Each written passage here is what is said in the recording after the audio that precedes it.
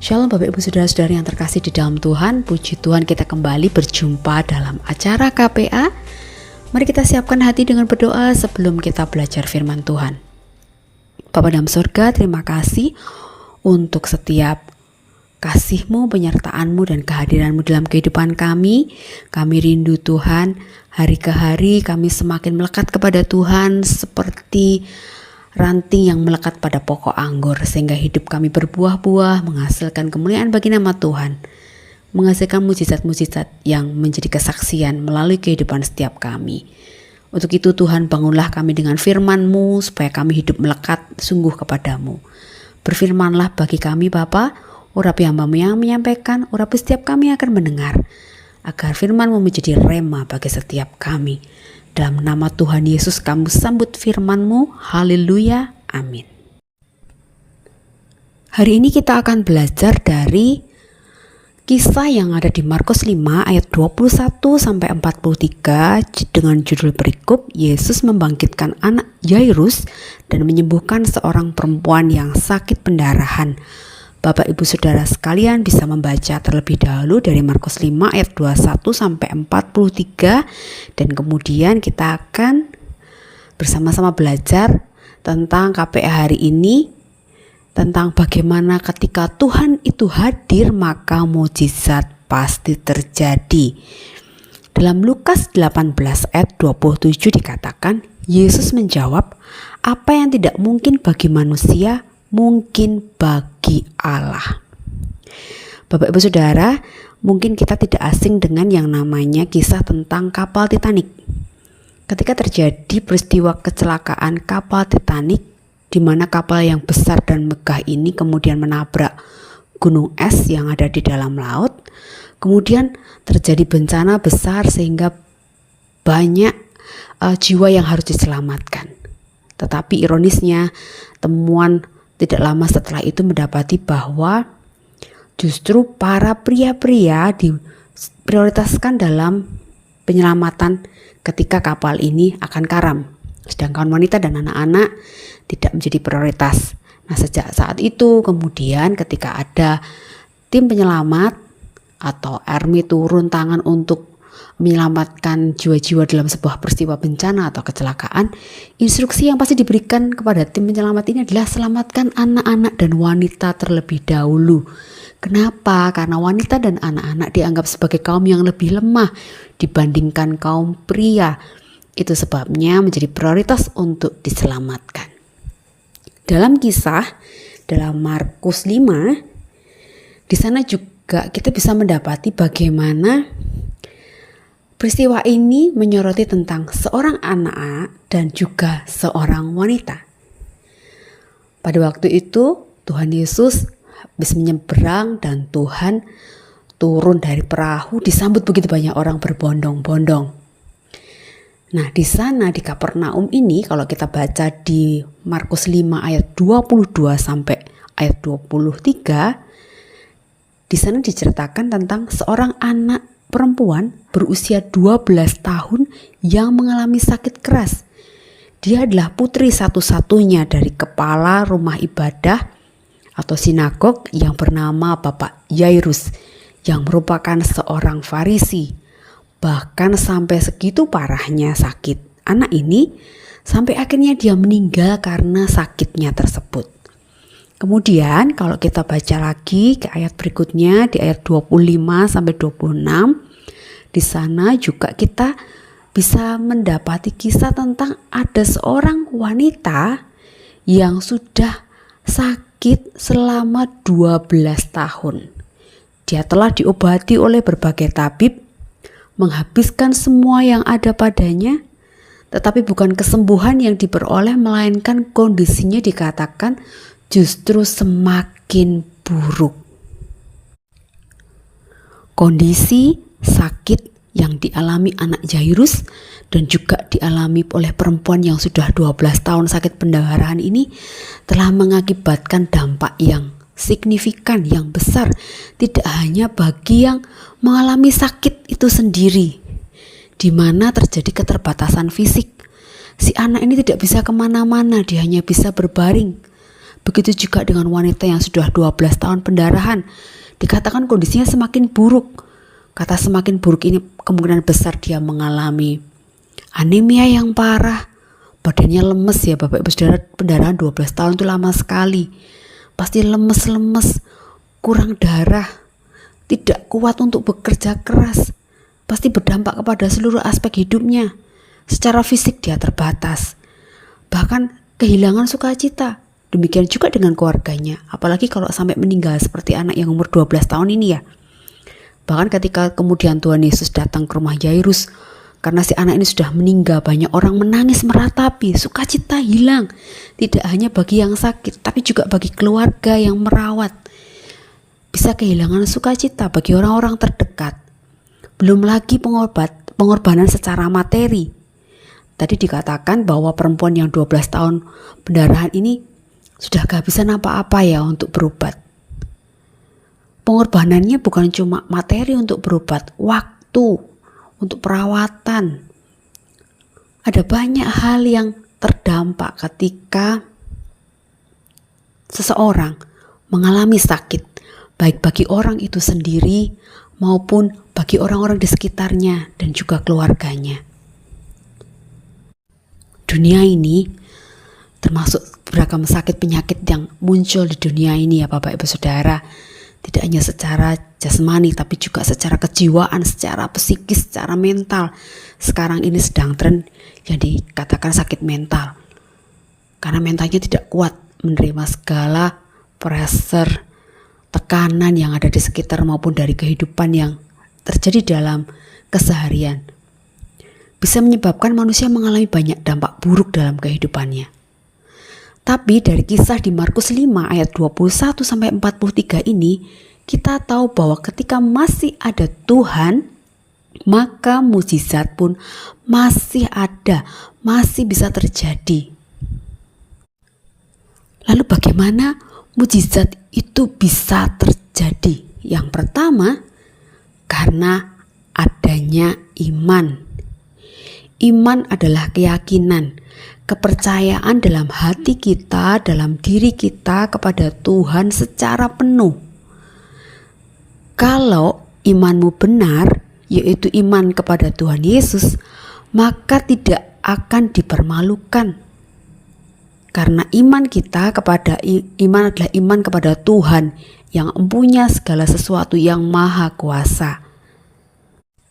Firman Tuhan dalam Roma 10 ayat 11 katakan, karena kitab suci berkata, barang siapa yang percaya kepada Dia tidak akan dipermalukan. Kalau Tuhan masih membuat kita harus bergumul untuk sesuatu, itu bukan untuk mempermalukan Bapak Ibu Saudara, tetapi supaya kita semakin kuat, supaya kita semakin besar berpengharapan kepada Tuhan. Supaya kita semakin sungguh-sungguh bergantung kepada Tuhan. Perempuan ini 12 tahun. Bukan Tuhan tidak tahu dengan segala pergumulan, doa dan juga penderitaannya. Tetapi buktinya Tuhan masih memberi kekuatan selama 12 tahun. Masih diberi kesanggupan selama 12 tahun. Sampai pada waktunya dia akan bertemu dengan Tuhan sendiri dan bisa menjamah jubahnya. Ketika Tuhan izinkan kita masih ada dalam fase menunggu, percayalah bahwa Tuhan memberikan kekuatan dan kemampuan kita untuk dapat menanggungnya. Tapi iman dan keyakinan kepada Tuhan yang sungguh tidak akan membuat kita dipermalukan, tapi justru akan memberikan kita keberanian untuk bertindak supaya kita ditolong dan diselamatkan. Firman Tuhan dalam Kisah Para Rasul 16 ayat 31 katakan, jawab mereka, percayalah kepada Tuhan Yesus Kristus dan engkau akan selamat, engkau dan seisi rumahmu. Tidak hanya kita, tetapi juga seisi rumah kita, keluarga kita, orang yang ada bersama-sama dengan kita pun akan ikut mengalami dampak positif dari iman dan keyakinan kita kepada Tuhan. Dalam Markus 5 ayat 22 sampai 23 tadi dikatakan bahwa karena imannya Yairus ini ikut menanti-nantikan Tuhan Yesus yang datang ke Kapernaum. Dia ikut dalam kerumunan orang-orang. Dia mau datang kepada Tuhan Yesus. Kalau kita baca, dia datang sendiri karena keluarganya tidak ikut serta. Bahkan dia tersungkur di kaki Tuhan, memohon untuk Tuhan Yesus berkenan datang ke rumahnya dan menyembuhkan putrinya. Karena imannya, maka perempuan yang sakit pendarahan 12 tahun, dia diberikan keberanian untuk bertindak. Padahal dia hanya dengar tentang Yesus, belum pernah bertemu Tuhan Yesus. Tapi dia berani berada di kerumunan orang banyak. Saya bayangin kalau orang ada di kerumunan orang banyak tuh pasti usek-usekan, umyek-umyekan gitu ya. Dan dalam kondisi tubuhnya yang lemah, dia diberikan keberanian untuk bertindak dengan imannya. Dia ada di sana untuk datang mendekat kepada Tuhan Yesus dan menjamah jubahnya. Karena dia punya keyakinan kalau dia menjamah jubah Tuhan Yesus, maka dia akan disembuhkan. Yang kedua adalah otoritas Tuhan. Kalau kita membaca ya Bapak Ibu Saudara, di Alkitab itu ada 189 kali angka 12 itu disebutkan. Di antaranya ya, jumlah suku Israel yang sama dengan jumlah putra Yakub ada 12. Jumlah pengintai yang diutus Musa ke Kanaan juga ada 12. Usia ketika Tuhan Yesus pertama kali dicatat di Alkitab, perkataannya itu dilakukan ketika Tuhan Yesus berumur 12 tahun dan berada di dalam bait Allah sehingga kemudian dicari oleh Maria dan Yusuf. Murid yang dipanggil Tuhan Yesus pertama kali untuk menjadi saksinya mengabarkan Injil ke seluruh bumi juga ada 12. Ketika Tuhan Yesus memberi makan 5.000 orang, maka sisa makanannya juga 12 bakul. Jumlah karunia Roh Kudus ada 12. Kalau kita baca di kitab Wahyu, Yerusalem baru itu mempunyai 12 pintu gerbang yang dibuat dari mutiara, yang masing-masing dijagai oleh seorang malaikat.